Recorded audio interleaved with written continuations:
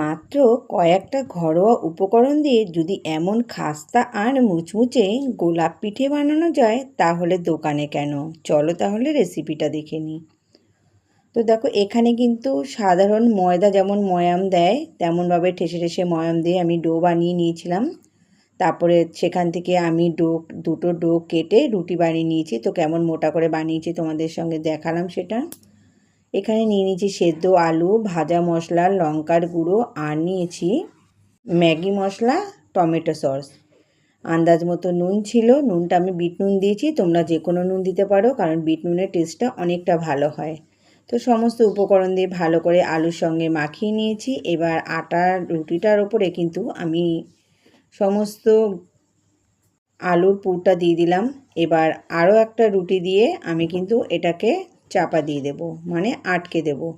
একই রকমভাবে কিন্তু একই সাইজে একই লেয়ারে কিন্তু আমি রুটিটা বেলে নিয়েছিলাম। এবার ভালো করে হাতের সাহায্যে চেপে পিস করে কেটে নেব ছুরি দিয়ে। এটা কিন্তু বেশি সরু কাটা যাবে না, এটা একটু মোটা করে কাটতে হবে, কারণ এটা যখন ডিজাইন তুলব তখন কিন্তু এটা অটোমেটিক লম্বা হয়ে যাবে।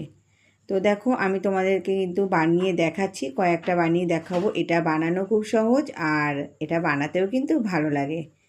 তো দেখো, আমি কিন্তু হাতের উপর রেখেই কিন্তু গোলাপ ফুলটা বানিয়ে নিলাম। আমার এই নতুন নতুন রেসিপিগুলো যদি ভালো লাগে অবশ্যই লাইক কমেন্ট করে পাশে থেকো।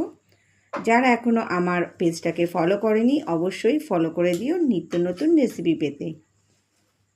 তো দেখো, এইভাবে কিন্তু হাতের সাহায্যে কিন্তু আমি একটা বানিয়ে নিয়েছি, আরও একটা বানিয়ে নিয়েছি। এটা বানানো কিন্তু কোনো রকম কোনো ঝামেলা নেই আর খুব সহজে হয়ে যায়। আমার তো বানাতে বেশ ভালো লেগেছে। কি ভাবছো, এই রেসিপিটা তোমরা বাড়িতে ট্রাই করবে তো?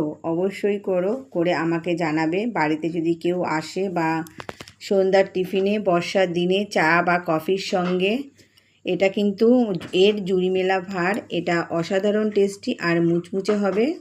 এবার কিন্তু আমি একটা একটা করে সব কটা ছেড়ে দেবো। এটা পাপড়ি খুলে যাওয়ার ভয় নেই, এটা লেয়ারে লেয়ারে পাপড়ি থাকবে, ভাঙলে পরে বোঝা যাবে। এইভাবে কিন্তু আমি উল্টে পাল্টে ভেজে নেব। এই সময় অবশ্যই লো টু মিডিয়ামে থাকবে আগুনটা, তাহলে কিন্তু ভালো মুচমুচে হবে। এই দিয়ে দেখো একদম ভাজা হয়ে গেছে।